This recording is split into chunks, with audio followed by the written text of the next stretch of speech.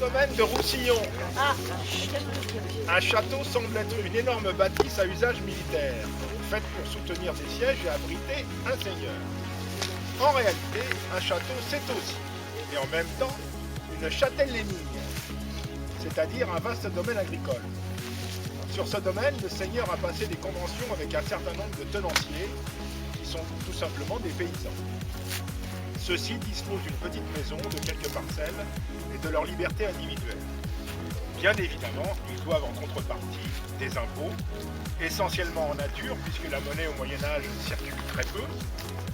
L'ensemble du prélèvement peut représenter 10 à 15% des récoltes. S'y ajoutent quelques journées de corvée annuelles et une forme de service militaire en cas de trouble. En l'absence d'un État disposant de multiples ministres, la justice est également détenue par le maître des lieux.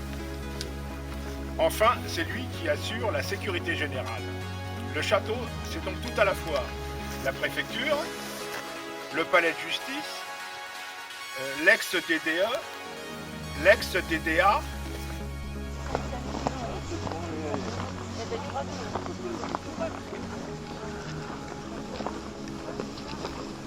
allez.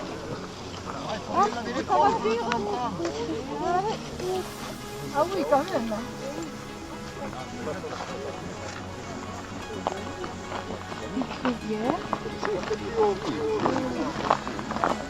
Qu'est-ce que c'est? Comment il s'appelle ce cours d'eau? C'est la Garonne. sans lit véritable, dans un paysage marécageux encombré de végétation disparate, de fondrières, d'arbres vigoureux et de troncs pourrissant au sol. Il a fallu défricher, dessoucher, aplanir et surtout drainer. Drainer, c'est faire en sorte, par des saignées transversales, que l'eau finisse par circuler uniquement dans un lit qui lui est réservé et vers lequel on la guide en permettant au terrain de se désengorger. Ce lit a été bâti en forme de petit canal en pied de coteau. La présence des sangliers est facilement visible. Race, logo coulé, souille. Si vous voyez une souille, il faudra que vous me le disiez. On leur montrera ce que c'est qu'une souille. Alors une souille, c'est une excavation boueuse dans laquelle se vautrent les sangliers. Oui. Un trou. Un trou de... Une souille est d'ailleurs visible à gauche du chemin. Alors moi je ne l'ai pas vue. Elle est peut-être on en verra certainement tout à l'heure. Elle a été bétonnée afin de la pérenniser. Les traces autour sont aisées à découvrir. Les troncs d'arbres ont quant à eux servi de frottoir aux sangliers enduits de boue. Ceux-ci se débarrassent ainsi de leurs parasites, les tiques. On ne prend pas l'autoroute.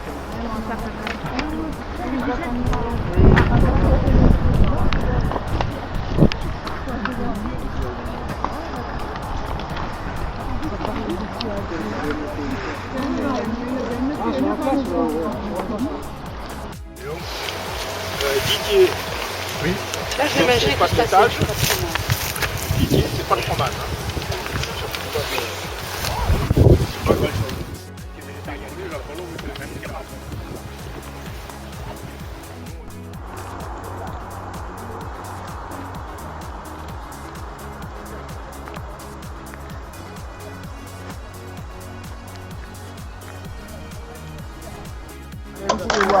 C'est pour ça qu'ils sont, à mon avis, ils sont venus pour ça. Hein.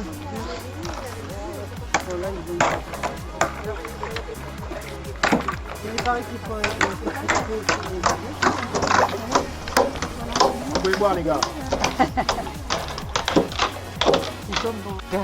Bergère ou alors les pâtes couvertes. Oui, vraiment. J'ai entendu les mots. Il y a le chef qui est le restaurant.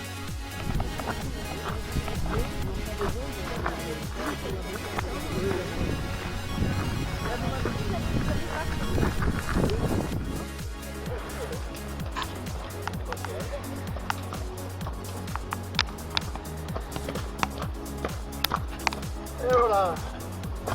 Ah. Oh. Oh.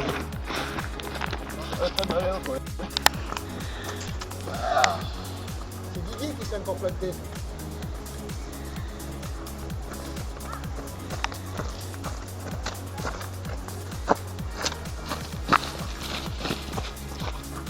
Ah, c'est plutôt le billet. Regarde pas le GPS.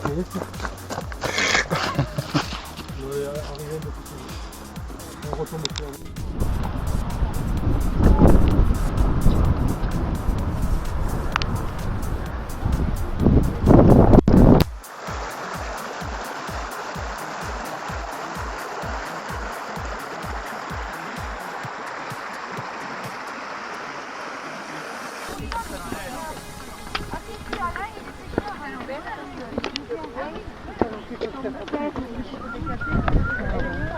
Alors il y a des fois il était au collège, à 17.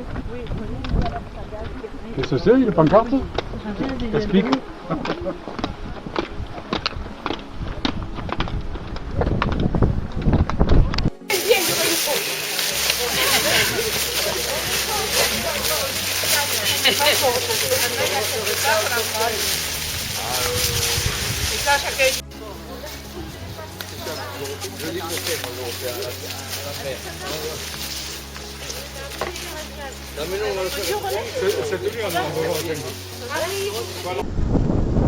C'est là qu'il y a une chambre. Eh bien écoute, c'est la première Tu fois vois de ma les vie que je étoiles. viens au Ah ouais. Une chambre qui pour ça va la vie dans la à ciel ouvert, enfin le plafond. Oui, tu vois le ciel, quand tu es au lit, tu vois le ciel. Là. Oui. Non, il y a peut-être partout là.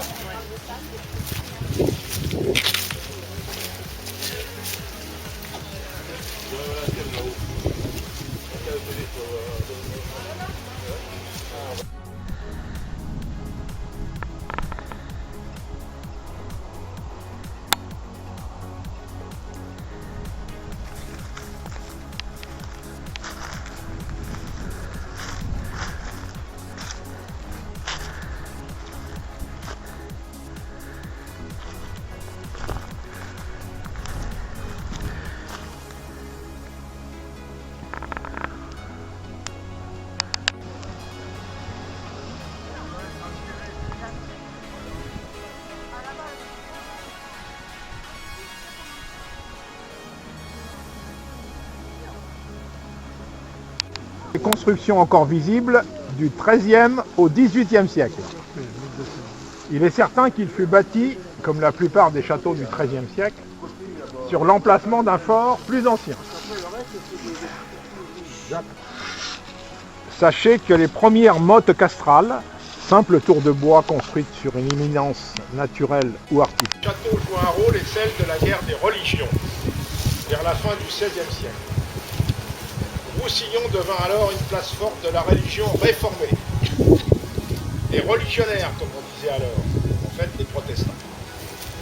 Louis XIII séjourna ici en 1600, surtout viticoles, intéressèrent alors les seigneurs de l'Ancien Régime. Au début du XIXe siècle, c'est pire encore. L'intendant de la famille des Gontans Piron, qui acquit le bâtiment, le laissa démolir et vendit les matériaux aux habitants du village. Et ouais, mais ça fait drôle parce que on croirait comme quand on rentre dans un champ de ruines. Oui. Il y en a une partie qui est en ligne. Le côté gauche, quand on est face à lui.